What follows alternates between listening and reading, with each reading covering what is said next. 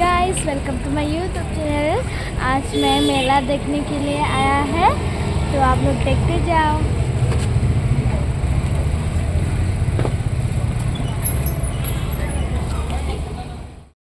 मेला थांग्रोनायनि सिगां जों बेहाय मम' जानो थाखाय फैदों आरो ओमफ्राय दायो बेलासेसो मेलाया मोनानिफ्रायसो इन्ट्रेस्ट नाङो नालाय दायो बे ओरैनो टाइम पास मम' जानो नागिरदों।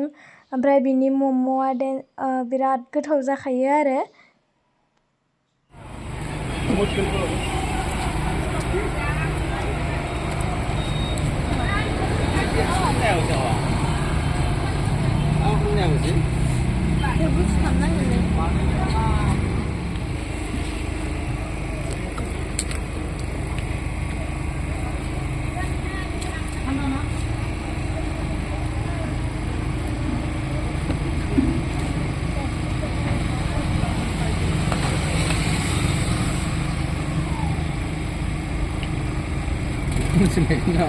दोनसनबाय दहाय मोसानायसो नामा?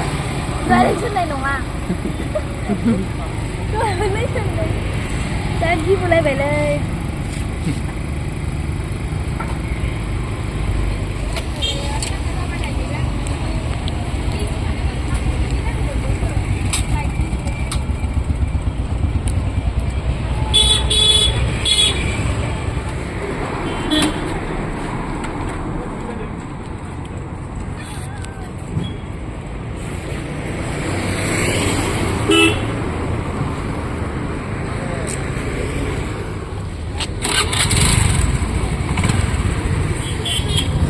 क'क्राझारनि आइसक्रिमसो गोसोखांलायबाय, बिदिनोमोन आइसक्रिम।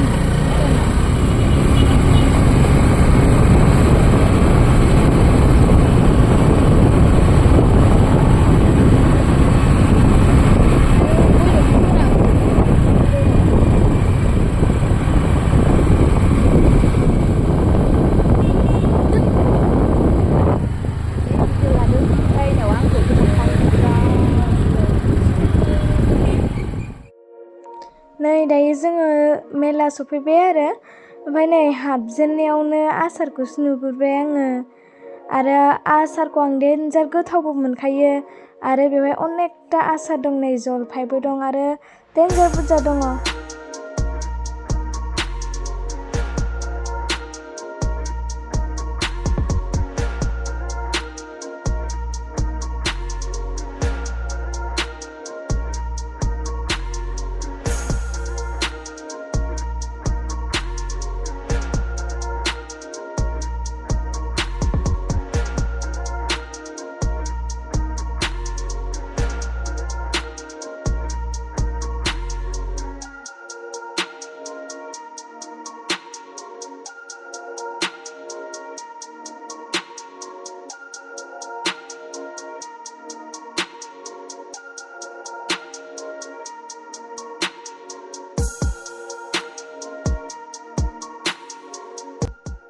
और देखिए यहाँ पर कप में और कपड़ा में भी अपना फ़ोटो लगा सकते हैं।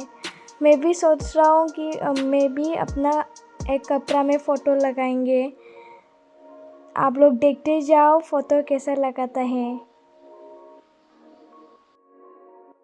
और देखो यहाँ पर अपना साइज़ का कपड़ा चूज़ कर लेना है, इसके बाद ही फ़ोटो लगाता है।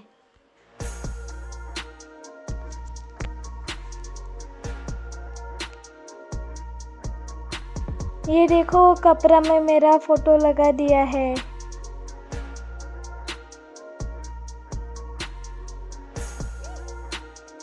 ये देखो इतना अच्छा दिख रहा है ना ड्रेस।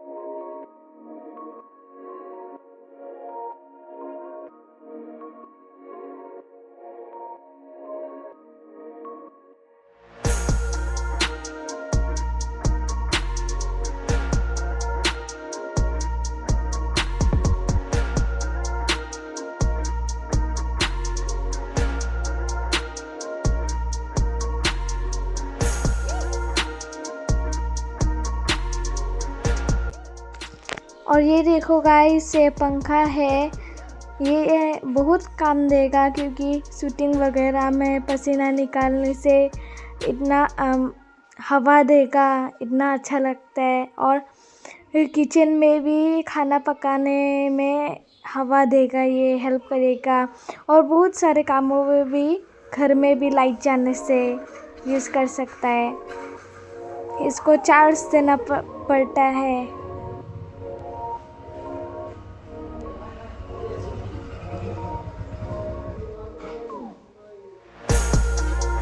और ये देखो, ये भी और अलग किस्म का फैन है, चलाना पड़ता है।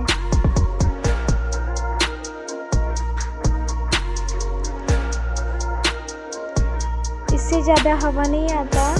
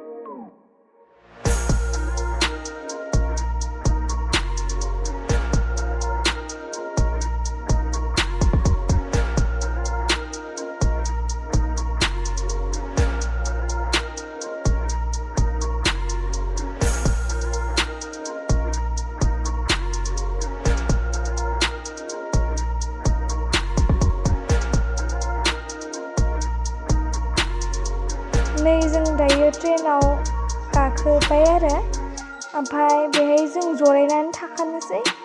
ओमफ्राय ट्रेनाबो दायो दसेनि उनाव स्टार्ट जासिगोन आरो खारसिगोन। नोंथांमोना नायलांबाय थाबानो जाबाय।